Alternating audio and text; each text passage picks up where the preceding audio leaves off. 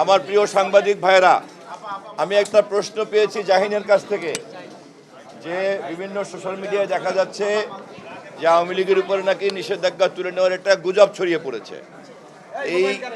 এই ধরনের কোনো গুজব এখন পর্যন্ত সরকারের কানে আসেনি। আর কোনো প্রশ্ন? সে বিষয়ে কোনো ব্যবস্থা নেবেন যারা এগুলো ছড়াচ্ছে? যে গুজব কানে আসে নাই সে বিষয়কে আমরা এখন পর্যন্ত কগনিজেন্সে নিতে চাচ্ছি না। ধন্যবাদ। অন্য কোনো প্রশ্ন আছে? যুব বিষয়, আন্তর্জাতিক যুব উৎসব নিয়ে আমাদের যুবমন্ত্রীকে করেন। আমরা জানি যে সরকার নতুন কোনো রাষ্ট্রপতি নিয়োগ হচ্ছে, সেই প্রসঙ্গে যদি কিছু বলতেন। দেশের সংবিধান অনুযায়ী রাষ্ট্রপতি নির্বাচনের প্রক্রিয়ার জন্য আমাদের দেশ, জাতি, জনগণ, সংশ্লিষ্ট কর্তৃপক্ষরা সবাই ব্যস্ত। ইতিমধ্যেই গণমাধ্যম থেকে আপনারা জেনেছেন আগামীকালকে মনোনয়নপত্র জমা দেওয়া হবে এবং আগামী 20 তারিখে নির্বাচন অনুষ্ঠিত হবে।